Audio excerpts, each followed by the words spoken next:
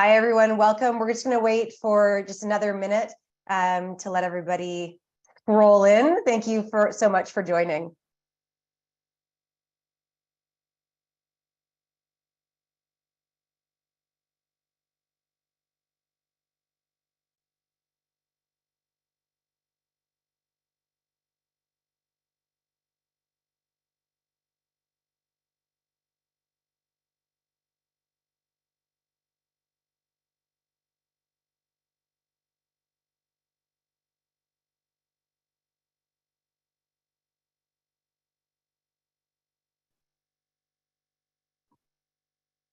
Hello and welcome everyone to Maximizing Cause and Charity Impact in 2023 and beyond.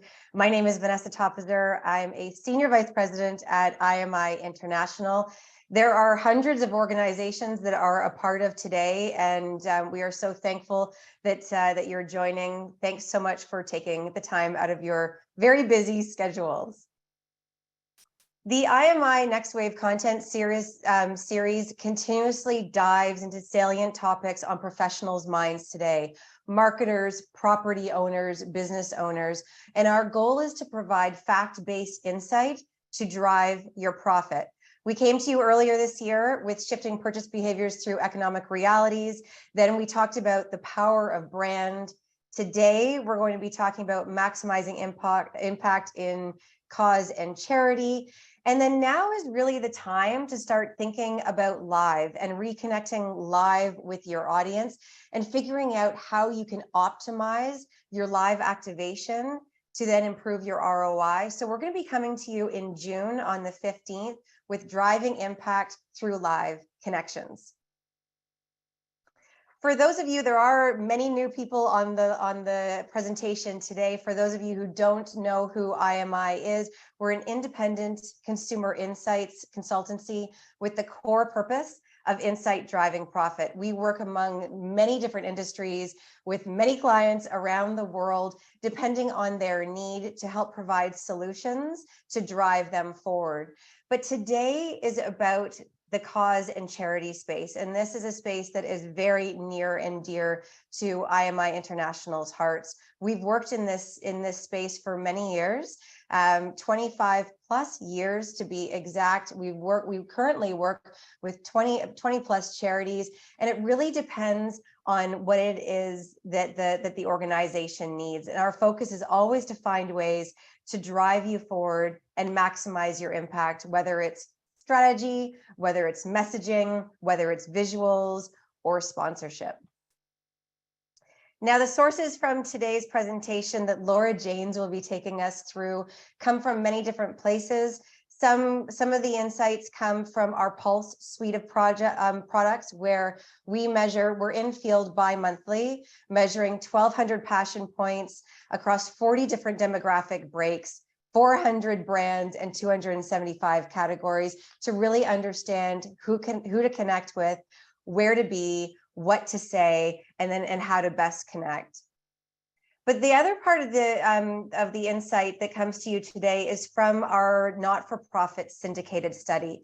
And this is where we study over 200 not-for-profit organizations, over 80 NSOs from a national, a local, and an international perspective. And we look at 3 different modules. One is brand health. How are you doing, and how are you among the other players in the charity and cause space?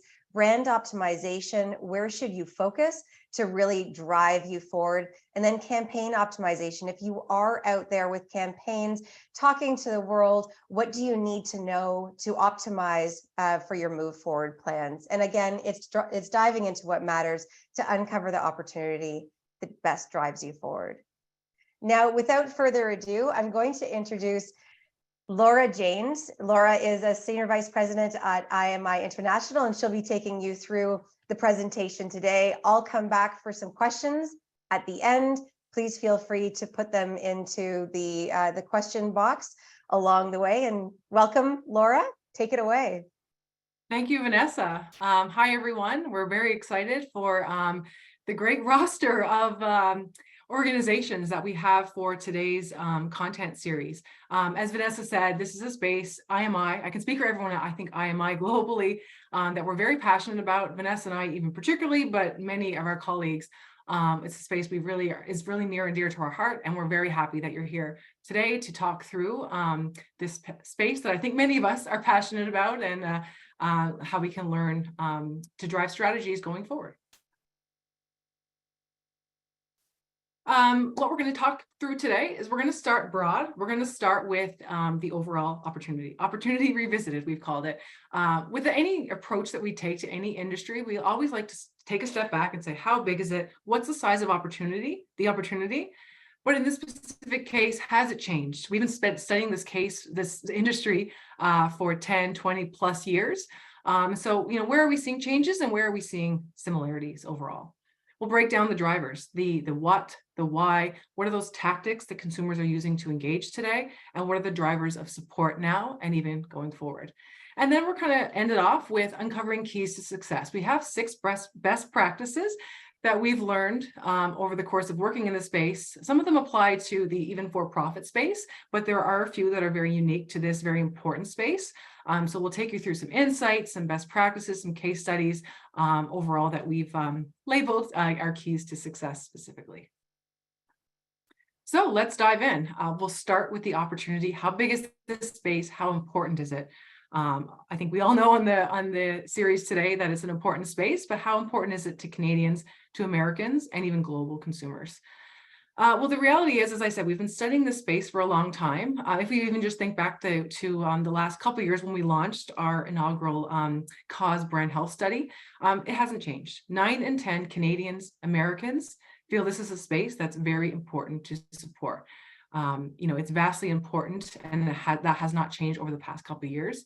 And in fact, it hasn't changed in the past 25 years. Since we've been measuring this space, we haven't seen a lot of difference. It continues to be a very important space. I did the math. 25 years ago is 1998. If we think about the marketing landscape, the cause landscape in 1998, specifically from a digital perspective, the internet was alive and well, but there were still some differences. Social media was maybe in its infancy, certainly not where it is today. So different opportunities for people to donate or look up information even about your charity. A lot has changed in terms of how people can engage, but in terms of the overall importance, that has been consistent for 25 and arguably even longer. What does this represent? Well, it represents a lot of people just in North America alone. So 236 million Americans and 27 million Canadians. Significant opportunity. If we total those together, 260 million North Americans feel it's important, want to support charities. And our Gen Pulse study that we launched several years ago, we've actually looked at 10 plus countries across many different activities, including the support of charities. And I can say that 9 in 10 is where, no matter if you're in Asia, South America, Africa, it's certainly important. So you can think about extrapolating that 260 million to billions of global citizens. It's an important space. I think we can all agree with that. But here we see the opportunity and the fact that we haven't seen considerable change in its importance. One of the questions that we get a lot in a lot of the different industries that we work in is, what are the nuances by demographic, by geographic, even by psychographic? We usually do see nuances, whether it's, your interest in certain things, how you're following a certain thing. So what about the cause and charity space? Are there differences in that overall opportunity, how important it is to support this space? Well, let's start with age. So whether you're a boomer, you're a Gen X, you're a millennial, or you're a Gen Z, you can see 9 in 10, in some cases even more, feel it's an important space to support. We don't see differences across generations from that overall importance to support. We may be thinking, boomers, they've been through more than 25 years. Do they feel it's important to give back based on, things they've gone through or their family has gone through? Or we may also be thinking Gen Z, they're thinking about their future. Maybe they think it's more important. Well, at the end of the day, 9 in 10 rings through no matter what generation, whether you're in the US or Canada, or again, we see this globally as well. Let's take a look at regions. Here we're looking specifically at Canada, west all the way to the east. So whether you're in Victoria, BC or St. John's, Newfoundland, 9 out of 10, and in most cases more, feel it's an important space to support. Similarly in the US, California, Maine, Texas, Missouri, doesn't matter. 9 in 10 feel it's in a very important space to support. And last but certainly not least, we look at different income levels. So we may be thinking higher income feel it's their duty to maybe use some more of their disposable income. It's an important space that they should support. Maybe those with kids in the household, they're thinking about their child's future. Do they think it's more important to support the space? Well, the answer is no, that we all agree. Again, 9 in 10 feel this is a very important space to support. So if I can kind of clue up the last couple of slides, if there's one thing we can get everyone to agree to, it's the importance of this space. 365 days a year, 7 days a week, 24 hours a day. It is an important space to support. We joke in the research space, it's really hard to get, 90, 95, 100% of people to agree to anything. Here is a outlier, if you will. It is a space that's very important to Canadians, to Americans, and even global citizens at large. That said, we know there is a say-do gap, and we talk about the say-do gap a lot in the cause and charity space. We've just gone through 9 in 10 North Americans believe it's important to support causes. On average, in the past 12 months, 1 in 2. So 50% is still a strong number as it relates to support of charities. A little bit higher in Canada, a little bit lower in America, but it's still about 50% of both. But there is that gap. 9 in 10 feel it's important, and only 5 in 10 having done something to support charities in the past 12 months. Here's an example in the environment space. We'll take climate change. 54% of Canadians say climate change is a major issue. This is a major issue. If we bring in, it is an issue, it's even actually higher, but 54%, that's a big number, saying this is actually a major issue that we need to deal with today for obviously future generations, as well as for today. How many people are doing something about that? Well, about a third are raising awareness about climate change. About a quarter are donating money, and similarly rallying against climate change. So there is a say-do gap. And if we take this, look at mental health, 53% of Canadians say mental health is a major issue. Again, if we take that to, is it an issue at all? It's even a significantly higher proportion. The gap here is a little bit, not as wide, but it's still there. 44% are raising awareness, 43% are supporting mental health causes, and about a third are purchasing brands that support mental health. So whether you're in an environment space, whether you're in the mental health space, the health research space, animal welfare, you name it, we do see this gap. And really what we're trying to say here is we're not necessarily talking about the negative. We know there's a gap that exists, but how do we think about the positive? How do we maximize on the opportunity, knowing that this is such an important space to Canadians, to Americans, to global citizens? How do we maximize our opportunity to drive the impact that we know is so important in this space so that we can, at the end of the day, help the world? So as a starting point, what's key to understand is what they're doing so that we can meet them where they are and why they're doing it. We know it's an important space, but we also know consumers have lives. They may have children, they have jobs, they're trying to, get together with family, lots of things that we're trying to do. So how can we understand what they're doing so we can meet them where they are to capitalize on knowing that this is such an important space, as well as understanding their why. Why are they doing it so that we can ensure our messaging is resonating with them as it relates to why this is such an important space to them. What are people doing to support charities today? Well, the good news is there's many ways. You can donate, you can volunteer, you can fundraise, you can share information on social media, lots of different ways. What we did just this past month, or actually in April, we looked at some of the top ways that Canadians and Americans have supported charities over the past 2 years. One of the top ones is giving one-time cash donations. If we think back to, history in 25 years or more, this has been an important space.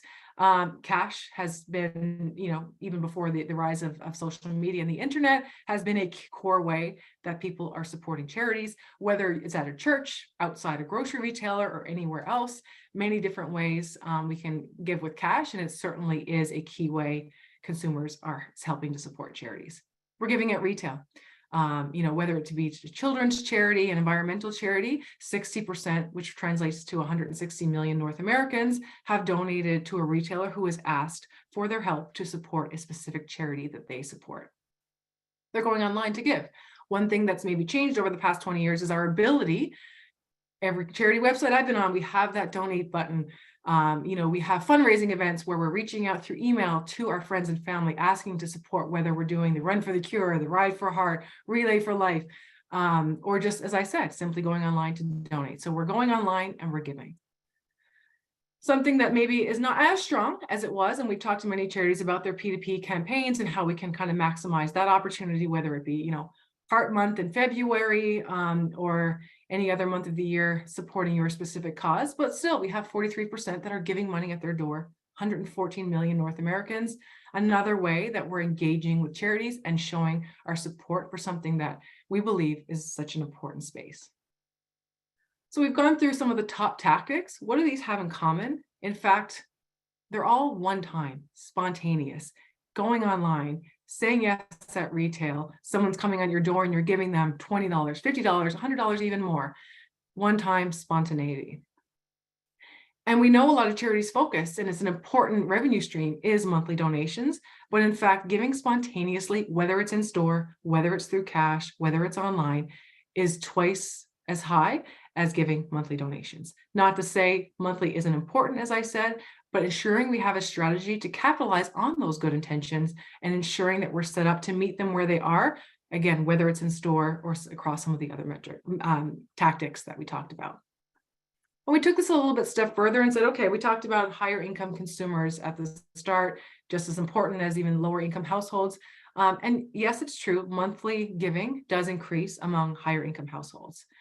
But actually, if we build out one-time donations, it actually accelerates even further. So on the monthly side, from 31 to 38, on the one-time side, it actually goes from 59 to 71%. So it's really important to ensure we have a strategy to meet them as it relates to monthly donations, as well as it relates to capitalizing, again, on those spontaneous, multiple different ways we can reach them from that perspective. But those with higher disposable income are even more likely to give from that perspective. So at the end of the day, there's significant opportunity to intercept. We need to get in front of them and meet them where they are. So we talked about the what. Next is the why. Meet them where they are, but once they're there, it's about messaging. Understanding why they are supporting charities can really help us peel back the layers and ensuring we have clarity of messaging so that we can get their support, whether it be through donations, fundraising, or volunteering. We've worked with many charities, as Vanessa talked about, on clarifying their mission, understanding what messages can help them, whether it's through creative or even specific messages. Clarity of mission always rises to the top. What we mean by that is who you support and how you help. We've seen this, as I said, rise to the top through every study that we've done, whether it's in our syndicated or even in some of the custom work that we do. But we like to ask questions. So we asked just last month in April, what makes you donate to a cause? And you can see some very rich verbatim comments come out here. Knowing it makes a difference, seeing positive results, how it helps the people that it helps, the overall purpose of the charity. So it's really about who you are, who you support and how you're helping. And yes, while it's true that knowing someone, unfortunately, who has been impacted by a specific illness in the health space, specifically, whether they've someone who's passed away, someone who's currently ill, someone who thankfully is in remission or is healing, that is a key driver to support of a charity, whether it be donations, giving your time, or any other means that you can support through fundraising efforts. That is a key driver of charity support. But clarifying your mission and really defining who you're helping and how you're making that impact has the potential to be as impactful. These are really powerful ways that we can ensure that we have clear messaging to talk about who we're supporting and how we're helping.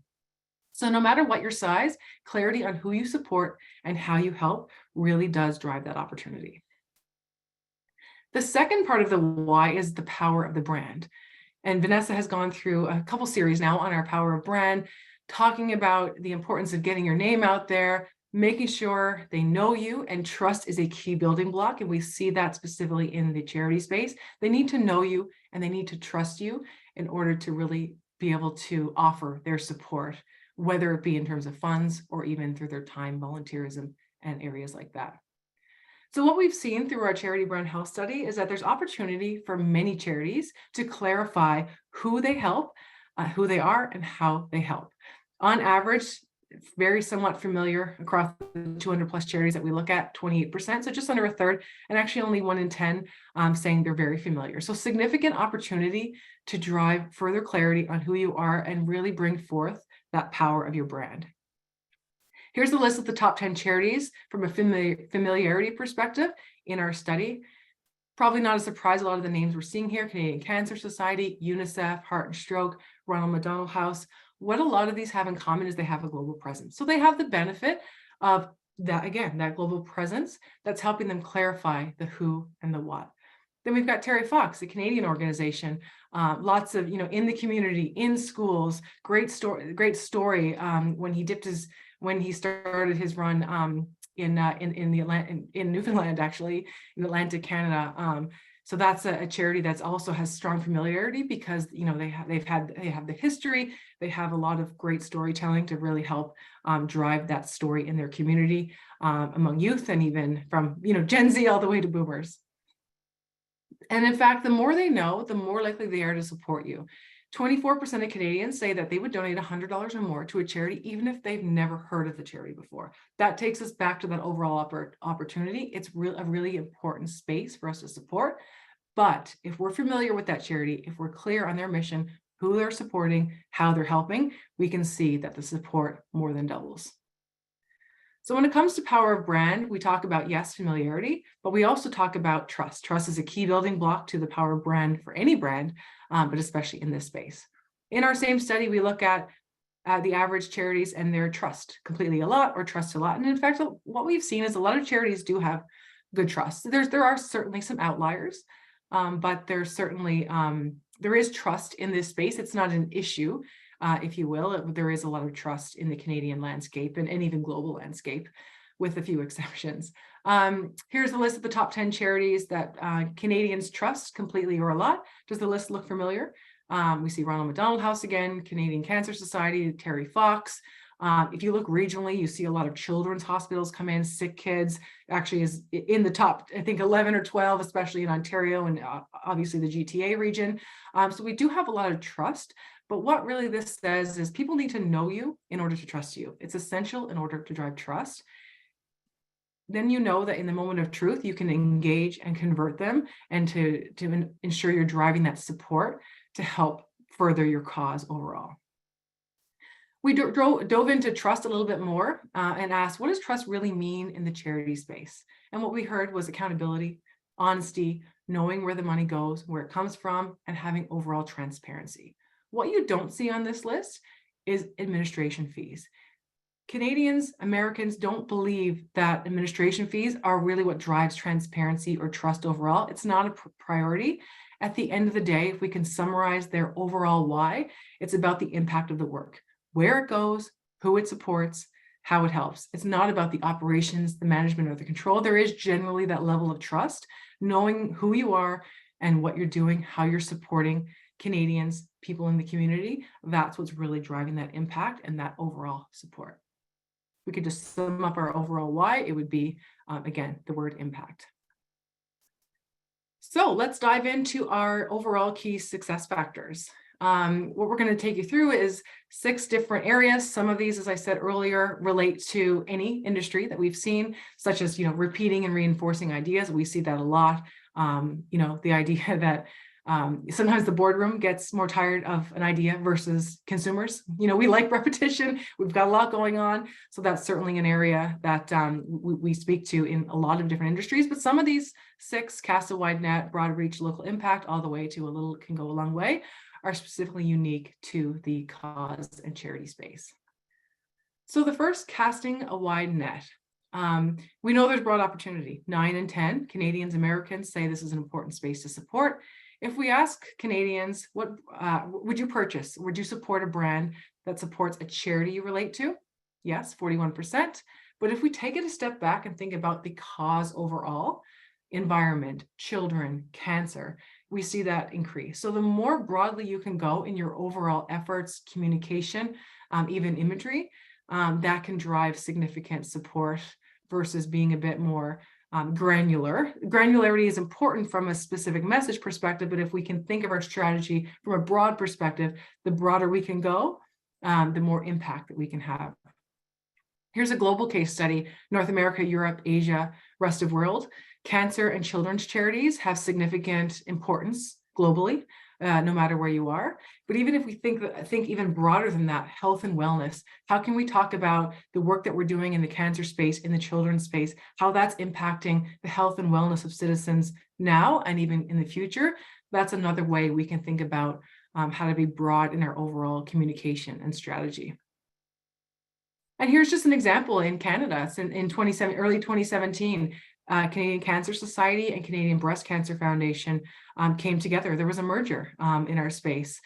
There's lots of reasons behind this, cutting costs and ensuring there was no duplicate efforts from an operational perspective. But at the end of the day, they both support cancer research. And really the message being together, they are stronger. We've seen this time and time again in this space, that the broader you can go, combining efforts to ensure that you're reaching as many people as possible with your message, that can have significant impact. So the broader you are, the more opportunity you have to engage. So while we say yes, broad reach, it's important to have and to communicate and to demonstrate the local impact that you're having. We ask Canadians, what type of cause are you most likely to donate to? And you see some people, global, regional, national, there is some desire to support those types of spaces, but local community, your community, that is consistently strong across all the causes and different charities that we work with. And yes, it's important to talk about your local impact, but it's also important to be present, to be visible in the community. Social media certainly has a place. It can help you garner donations, have consumers talking about your brand and the people that you support. But seeing a charity in the community, whether it be through different events, in stores, wherever it may be, that has a considerable impact on driving the connection and impact that you're looking for in the marketplace. And in fact, here's an example in the US, local is actually growing in importance. If you look at those who over the past 3 or 4 years have donated to a local charity has increased. Those who've raised money for a local charity has increased from 38 to 44. And then if we think about our future pipeline, so Gen Z, this is an important space that they just like anyone, as I said, care about. We see an increase in raising money for local charities. So local charities is gaining even more importance. It's important to be in the community, to communicate your local connection. Local really is important in this space overall. Our third key success factor is don't be afraid to repeat or reinforce your messages, your ideas, your campaigns. We've seen this time and time again, that consumers don't necessarily get tired of a great idea, a great message. In fact, if we ask Canadians, what are the top 10 causes that you feel are important to support? Thinking back to our first key success factor, very broad: mental health, children and youth, poverty, homelessness, environment is on that list. It's number 8. This is a list of about 30 to 40 different types of causes. Environment is one of the top 10 spaces that it's important to support overall. So what are we doing to support environmental efforts? Are we recycling? Yes, 87%. Are we using recyclable grocery bags? Yes, 85%. Some of us are using compostable food packaging, 58%. Reusable cups, shopping at zero waste grocery stores. Some of us are, some of us aren't. What do these top ways to support environmental efforts have in common? Well, recycling and reusable bags are at this point almost like second nature. It really does take time for habits to build. I think back to, when I was in elementary school, reduce, reuse, recycle. That's been ingrained in my head. Reinforcing that message certainly can go a long way and is critical to ensuring you're garnering the support that you deserve.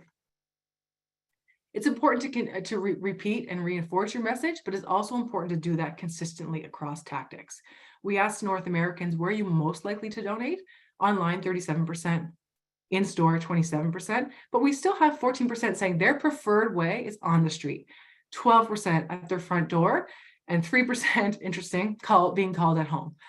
So really at the end of the day here, it's about reinforcing your message, but ensuring you also have consistency across all of the different tactics that you have to help get that support for your cause, for your charity. Different strategies for new and repeat supporters overall. We talked at the beginning about spontaneous being 2 times that of monthly donations from an overall what they've done perspective.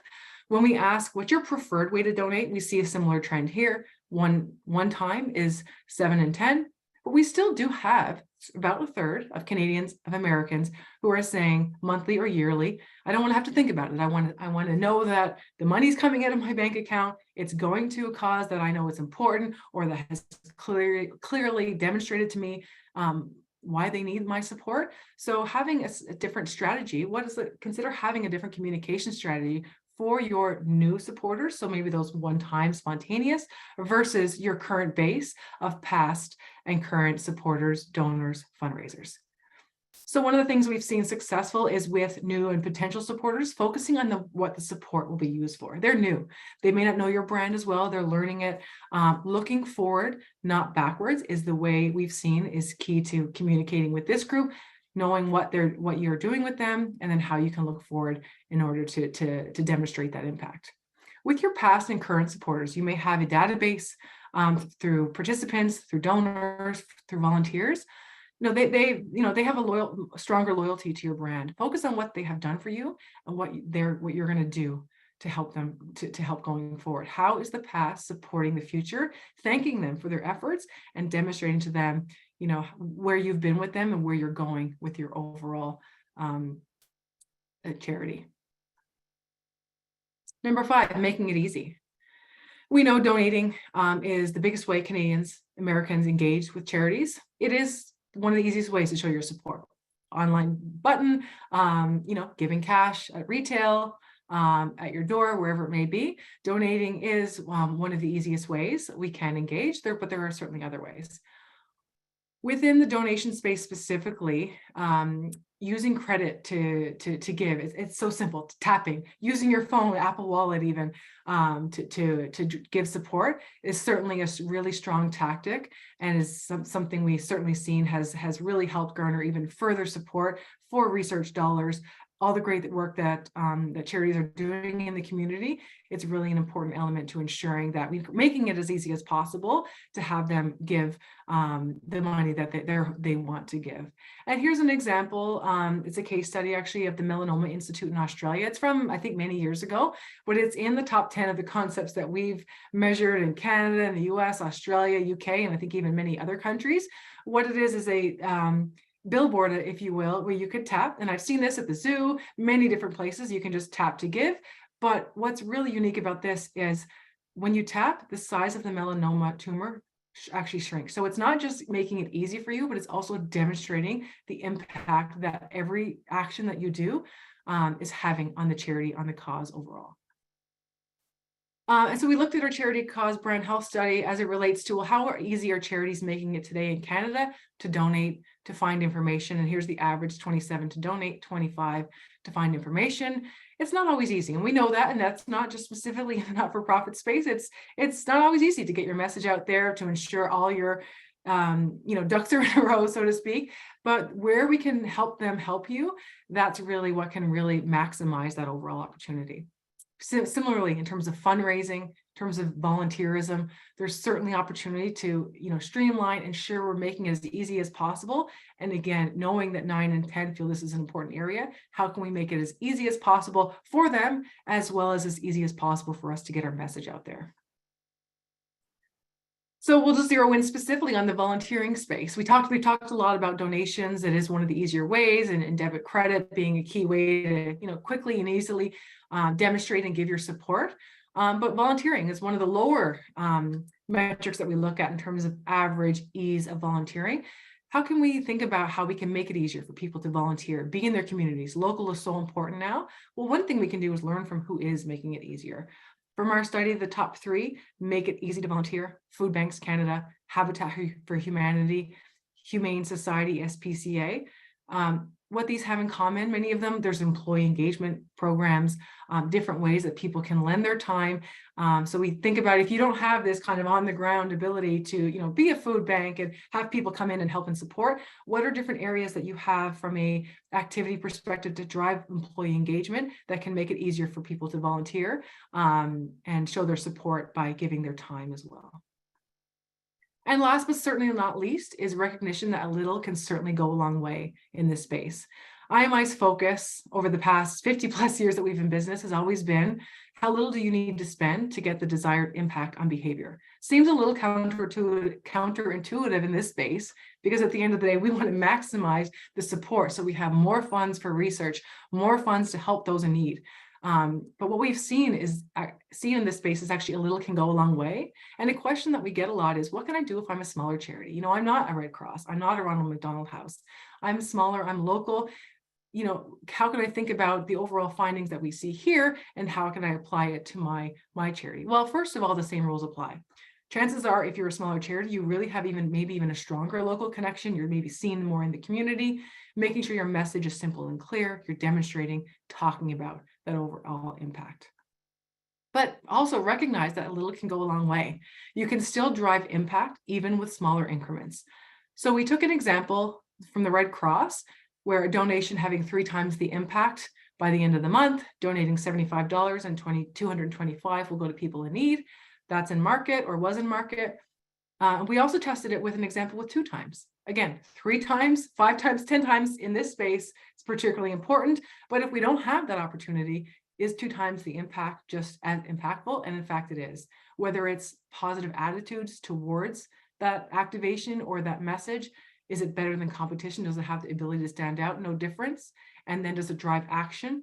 They are both at over 8 and 10, no significant difference there. And the one thing I will say is the overall action here versus our overall database is significant here. So you can have a significant impact at 2 times or even 3 times the amount. So if you don't have the ability to communicate 3, 5, even more, 2 times can still go a long way. And here's another example in the cause partnership space with Ronald McDonald House and RBC. RBC donating $5 for every moment shared up to $250,000. We actually took this at the $100,000 donation level and also at the $10 million level. And really we see a similar trend, positive toward strong, better than competition, strong and similar, net action, no difference. Again, if we could all get $10 million for our cause, for our charity, that would really make a difference to the world. But you know, it does have significant impact no matter what no matter what the increment is, small, medium, or big. So what now? We could just leave you before I invite Vanessa back with a few final comments just to really wrap it all up. What should we embrace in this space? Whether you're a charity, a brand partnering with a charity, an agency working with a charity on their messaging, on their activation, recognize that one-time spontaneous is something we need to continue to embrace. 9 and 10 feel it's an important area to support. How can we ensure that we're set up to meet them where they are across many different tactics? Talking about the impact that you have, doing so with clarity and consistency. Less can be more when it comes to that. Being broad in your overall strategy and how you're thinking about all of the people that you impact and that you're trying to bring in to be your supporters, but also talking about and demonstrating and being visible in the community where you can, through events, in stores, wherever it may be, and then having that simplicity in everything that you do, making it easy for them to give them the support that they would love to give you. And what can we avoid? Focusing on admin fees. We know admin fees are part, but they're more internal than they are external as it relates to what's important. Talking about you or your overall history, it's about the impact that you have, especially with your new donors, your current donors. We can talk about the past from maybe the impact perspective and where it's going, but focusing only on you and your overall history is not necessarily something that we've seen impactful. Having monthly as your main focus. There's certainly, as I said, an important element to monthly, even yearly donations, but ensuring that we're not focused too much on it and have a strategy to capitalize on the spontaneous one-time donations is equal or if not more important. And then thinking less can't be more. If you're smaller or if you're bigger, you're partnering with a smaller brand that doesn't have the $10 million funds to give you, it can still, a little bit can still go a long way if we embrace all of the things that we talk about on the left-hand side of this slide. And before I invite Vanessa back, if you're curious how you can clarify your mission in the marketplace, how do I think about my messaging? How do I think about my creative? We would love to help. IMI is happy to offer pro bono testing to help 10 charities optimize messaging in 2023 and 24. We've done this over the last many, many years, and we'd love to hear from you. We'd love to help you. Reach out to us by June 1st to see how we can help. And with that, I will welcome back Vanessa. Amazing presentation. Thank you so much, Laura.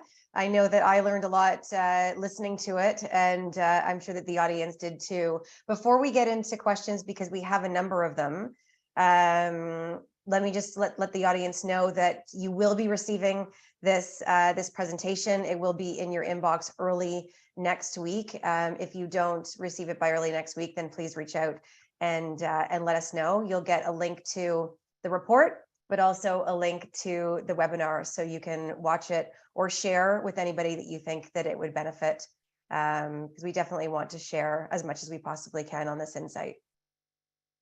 So we do have some questions. The first one that that came in was about the spontaneous donation versus monthly.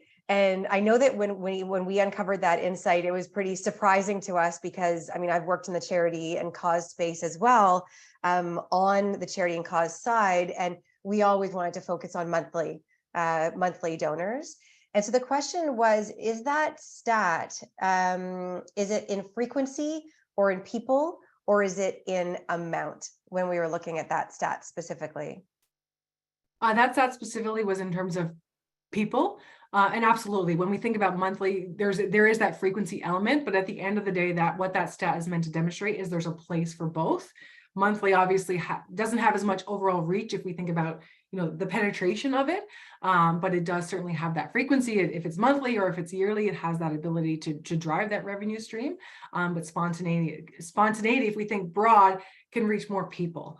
So there's certainly a place for both, but having a different strategy for each is what we would counsel being most critical. Yeah, definitely. And because you don't want to go away from your large base donors. Obviously, that's sustainable income. Not what we're saying. Yeah, we but want to don't continue only to focus nurture there. Yeah, we want to nurture them, but also know that 9 and 10 are willing to support. How can we, and knowing that a lot of them are spontaneous, how can we make sure that we're meeting them where they are from that perspective? Yeah, exactly. Okay, so the next question is cause really effective at building a brand, or is it just philanthropy? Great question. It can certainly be very effective at building a brand, but they need to know about you. They need to know who you are, who you're supporting. Having that clarity in your message is what really can really drive that support. So it's certainly something that we've seen can work. Absolutely.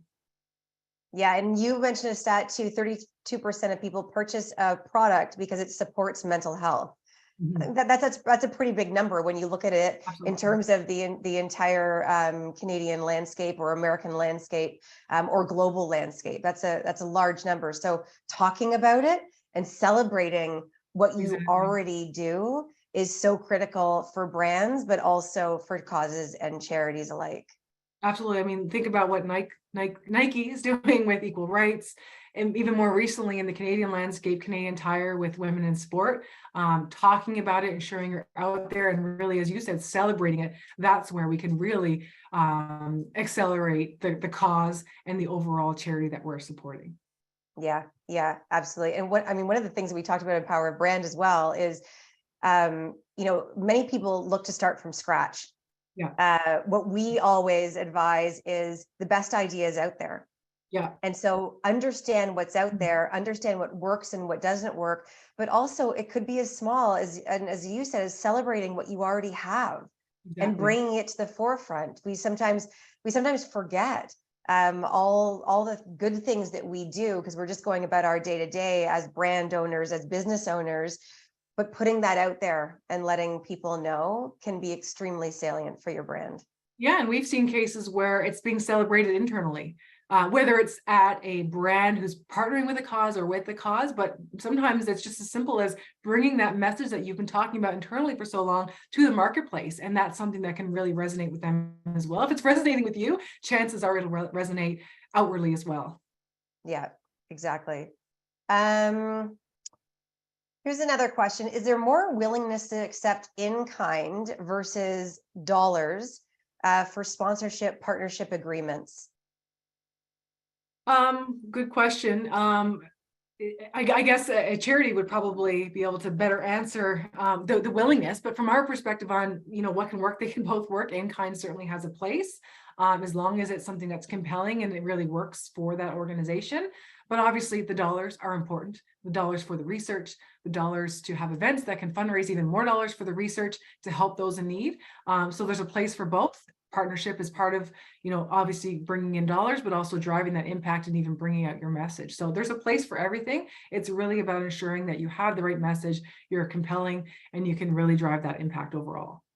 Yeah, and it has to be a win-win. I mean, I know from working on the brand side, I know from working on the not-for-profit side, and from working on the insights side of the businesses, it has to be a win-win for both. And there's so many Yeah. times that brands do go to charity and look just for in-kind, but causes and Right. charities, they do need money. They need Yes, money to exactly. drive the impact. So it has to be a win-win.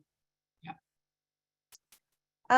Any advice specifically with respect to charity partnerships and how best to go about, understanding who you want to partner with, as a cause and a charity, or as a brand?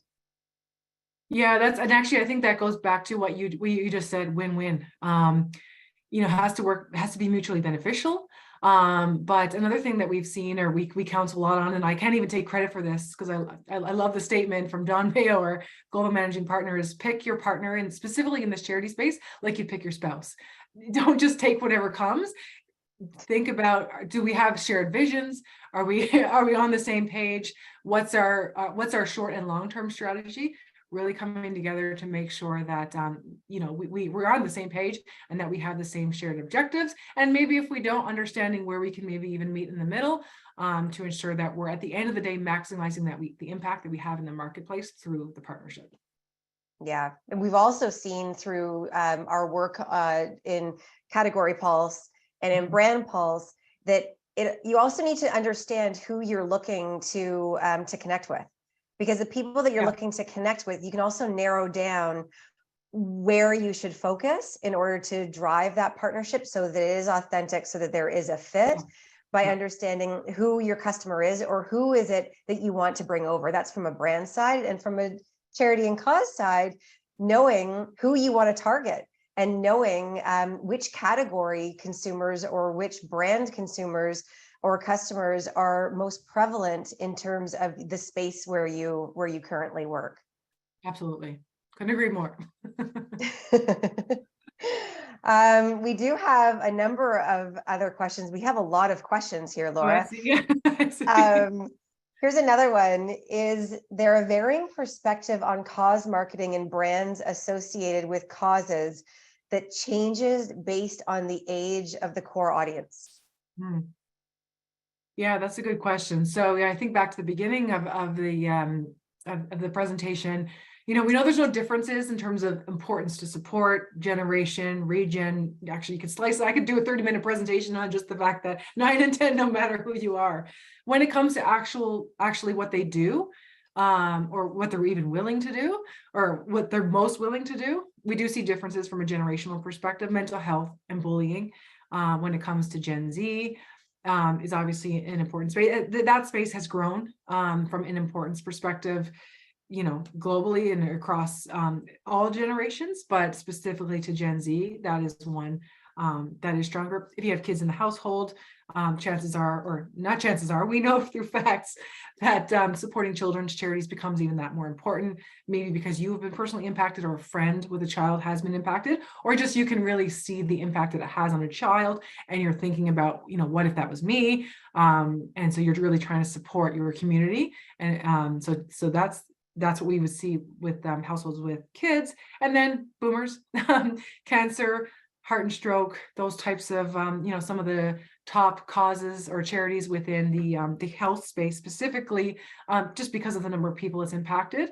Obviously, boomers probably are more likely to have had someone impacted, unfortunately, by cancer, by heart disease, by stroke. And so we see nuances there. But even the heart and stroke, they've it's traditionally been, a lot of the, at least rhetoric or what people think is it's about older men. They're the ones who are getting impacted by heart disease and stroke. And over the last couple of years, they've really focused on the fact that women are impacted as well. So while there are nuances, a lot of charities as well are thinking about, well, yes, there may be certain groups that are more likely to be impacted, but there's still a significant amount of people on the other side who are as well. So nuances, but obviously we're trying to close those gaps, speaking of that area, as it relates to all the different people who are affected by all these important areas. Yeah, absolutely. We just also got a reinforcement in terms of the in-kind trend, that there is the charities and causes are seeing that trend in terms of in-kind, but they do prefer cash and dollars. Well, that's great. Thank you. Yeah. Thank you, whoever that was. Yeah, we appreciate that. So we are at 12:20. Maybe we have time for two more, because it seems like there are still many organizations still on the line. And so if we can help through some of these questions, then that would be great. What is the rule of thumb as it relates to activating outside of just the rights fees? What does that look like? And we talk about this a lot at IMI. Yeah, it's tough to say rule of thumb. Really, at the end of the day, is what is the activation? Are you getting in front of consumers? Are you, back to one of the earlier questions around shared objectives? Is your activation just about you, or is it about the cause overall? So yes, you need to activate. I don't think there's an exact number of it has to be this times the rights fees. It's really about what are you bringing? Is it compelling? Is it better than competition? And does it have the ability to stand out and impact the core audience that you're looking to impact? Yeah, and we always say don't just purchase the logo and slap it somewhere. It's that's not what sponsorship is. It's about everything around it, and it's what you do with it and how you leverage that sponsorship. You celebrate, exactly. Yeah. So if it's an event, if it's a charity event, make the event the hero, make the property the hero, and think about how you can activate as part of that, of what they're doing and who they're supporting, and not just having something kind of off to the side that is all about you. It's about them, and how do you come together and accelerate your partnership through that shared objective. The last question we have, and I believe that we have it in this data. If not, we may need to circle back, but any breakdown in the average amount given spontaneously over a year, which often doesn't come with the tax receipt, versus the total average given annually versus monthly contribution, which summarizes your taxable donation. And we do get questions about tax receipts as well. Yeah, we can certainly look into that, but absolutely, a one-time donation can be 5, it can be 20, it can be a tax receipt from that perspective. Monthly comes with that recurring, it comes with the tax receipt. We can look into some of those specifics, but as we said, there is certainly benefit to both, and we'd love to peel back the layers on that even further to understand how it may be able to, having different strategies for each type can help you accelerate going forward. Amazing. So one point of clarification before we let you go, and we know there are some questions, so please feel free to circle back with us on these questions, and we'll also try to get in touch with you. In terms of what we are giving away from a messaging clarity perspective, it is any not-for-profit, and so there was a clarifying question on that. So please reach out. We'd love to help you move your not-for-profit forward. And that's it for today. Thank you so much, Laura. And thank you everyone for joining. We really appreciate you taking the time. And we hope that you come and you join us on June 15th, when we really celebrate how to activate live. And it will be in the charity and cause space, but also in the sports space and the lifestyle and entertainment space, as we all get back to our new normal of going out and celebrating life. So thanks for joining, and have a great rest of your day or evening, wherever you're joining us from. Thanks so much. Vanessa, thank you. Thank you, everyone. Thanks, Laura. Good day. Bye.